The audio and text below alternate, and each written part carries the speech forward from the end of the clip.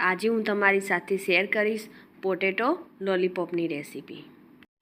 મારી રેસીપી તમને ગમતી હોય અને હજુ સુધી સબસ્ક્રાઈબ ન કરી હોય તો લાઈક, શેર અને સબસ્ક્રાઈબ કરજો। તો ક્રિસ્પી અને ટેસ્ટી પોટેટો લોલીપોપ બનાવવાનું શરૂ કરીએ। તો તેના માટે મેં અહીં 3 થી 4 નંગ બટાકા બાફીને તેને મેશ કરી લીધા છે। આ રીતે એકદમ આપણે તેને મેશ કરી લઈશું। તેમાં સ્વાદ પ્રમાણે મીઠું એડ કરીશું અને લાલ મરચું પાવડર એડ કરીશું અને અડધી ચમચી જેટલો આમચૂર પાવડર એડ કરીશું, અડધી ચમચી ચાટ મસાલો એડ કરીશું, થોડો ગરમ મસાલો એડ કરીશું, થોડા લીલા ધાણા એડ કરીશું અને 2 ચમચી જેટલો આપણે બ્રેડ ક્રમ્સ એડ કરીશું। હવે બધાને સરસ રીતે આપણે મિક્સ કરી લઈશું। હવે આપણે એક વાસણમાં 2 ચમચી જેટલો મેદો લઈશું અને 1 ચમચી જેટલો કોર્નફ્લોર લઈશું।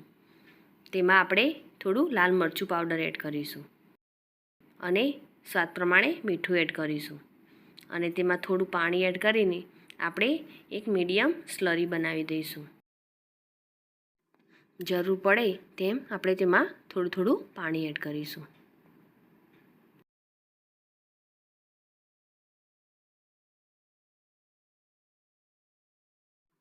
આ રીતનું આપણે બેટર રેડી કરીશું।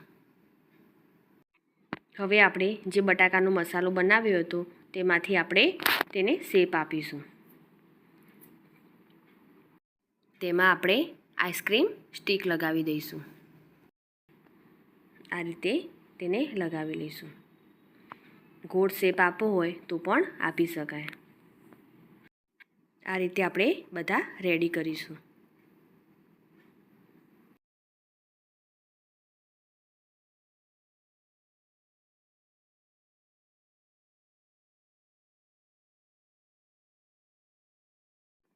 તો આ રીતે બધા જ પોટેટો લોલીપોપ્સ રેડી થઈ ગયા છે। હવે આપણે તેને બ્રેડ ક્રમ્સ લગાવી લઈશું। તો પહેલાં આપણે જે મેદાની અને કોર્નફ્લોરની સ્લરી બનાવી હતી તેને આપણે આ રીતે કોટિંગ કરી લઈશું।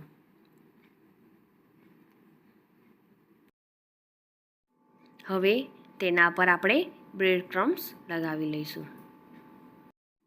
બધી જ બાજુ સરસ રીતે તેને આપણે લગાવી લઈશું।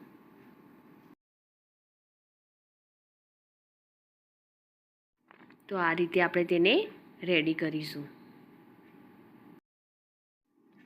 બીજા બધા જ પોટેટો લોલીપોપ્સને આપણે આ રીતે લગાવી લઈશું અને રેડી કરીશું।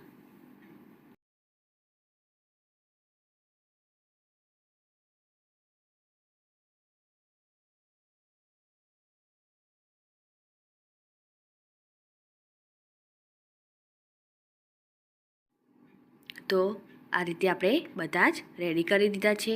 હવે તેને આપણે તેલમાં તળી લઈશું। તો એક પેનમાં આપણે તેલ ગરમ કરવા મૂકીશું અને તેલ સરસ થઈ જાય પછી તેમાં આપણે બધા લોલીપોપ્સને મૂકી દઈશું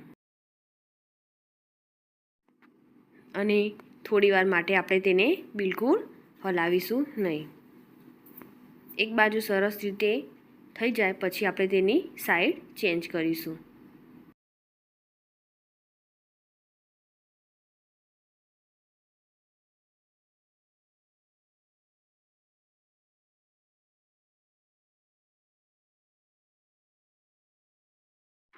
બંને બાજુ સરસ એવો કલર પણ આવી ગયો છે। હવે તેને આપણે બહાર કાઢી લઈશું। તે જ રીતે આપણે બાકી રહેલી પોટેટો લોલીપોપ્સને તળી લઈશું।